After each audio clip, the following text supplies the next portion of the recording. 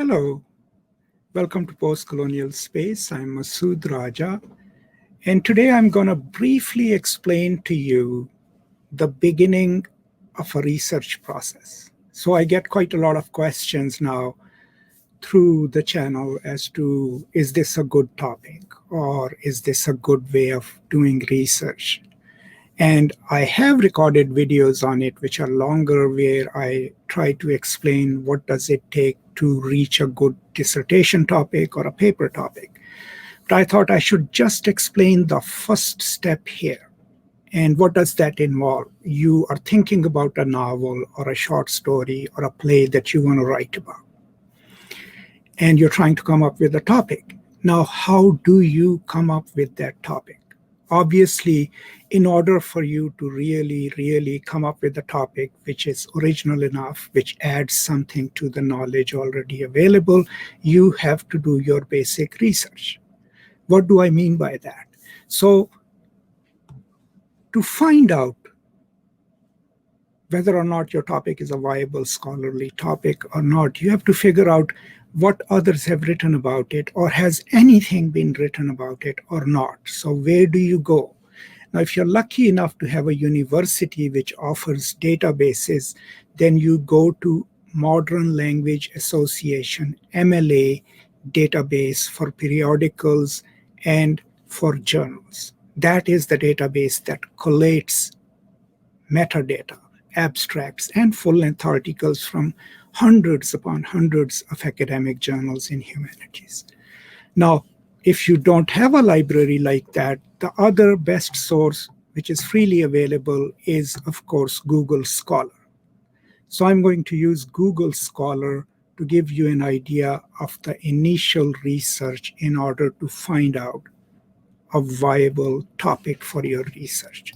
So, you just go to Google Scholar, and let's say you just put in your general term right here in the search bar. I'm going to put Shame by Salman Rushdie. That's the random novel that has come to my mind. So you do that. Now, if you look at it, quite a few articles are coming out, right? Books also. Salman Rushdie, Migration, Women, and Shame by I. Grewal. It was published in 1988. You scroll down and you see all these titles: The Dialectic of Shame, Representation in the Meta-Narrative of Salman Rushdie's Shame. This was published in 2002. And this is almost showing 10 pages of it. This is just what is available on Google Scholar. Now, one distinction between control databases and Google Scholar is that it collates articles that are freely available on the web. So after you have done this part, you make a list of all that sound interesting to you, right? Then you move on to the second stage, and that is this. You click on each article, right? And you see if they provide an abstract. Now, this one is giving you this whole abstract, right? This is what we call metadata, right? So here you've learned the purpose of abstracts. The abstracts are for you, me, and other writers and researchers to read briefly and see what this article is about. You take your notes, right? And that tells you, okay, this is what has been written about shame. This is what has been written about shame. As you scroll down and see more and more articles and read their abstracts, you will then have a list of 30, 40 sometimes articles which possibly deal with the novel, right? And now you kind of whittle them down, right? You choose 6 or 7 articles that you realized this is close to what I'm thinking. And those you read carefully. Chances are these are the articles that would be cited in your paper, in your article. So you want to read them carefully. And that will give you an idea of what you are thinking about writing about Salman Rushdie's Shame. And what these 6 or 7 people over how many years have written about it. First of all, it will give you one information, whether or not what you're doing has already been done, right?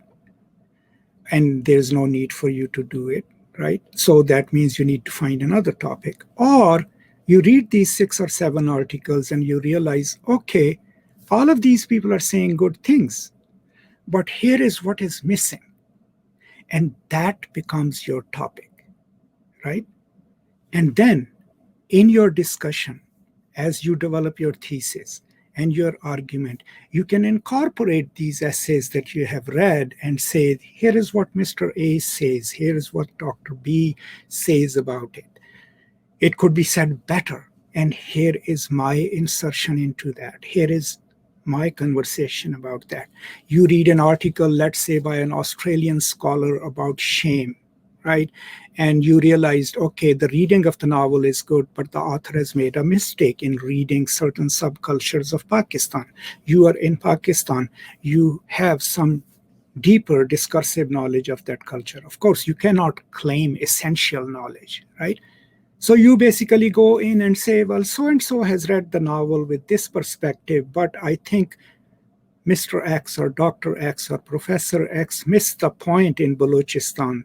This is the subtle distinction that we need to make about, the main characters stay in Quetta. And then that becomes your cultural intervention into a pre-established debate, right? So this is just briefly what I wanted to touch upon. You go to whatever databases are available to you. If your university doesn't provide, firewall databases, which we call, then just at least go to Google Scholar. So see whatever comes up, then do a deeper search, find focused articles that you want to talk about, that you want to read carefully, and that will give you an entry point, something to write about. And that is how you find a paper topic in any field, but especially in the humanities. So this was just roughly what I wanted to explain today, because I get quite a few queries about it. So keep this brief guide in mind when you start doing your research, and I hope you have success with that. Now, this would also apply at a higher level of abstraction. Even if you're writing a dissertation or writing a book, you will still follow the same process, right? Looking up resources, finding out which one are pertinent to your line of inquiry, and then reading them carefully. That is all. Thank you so much for your time. I hope you all are doing well and staying safe. Take care of yourself and others. And as always, from me to you, peace and love.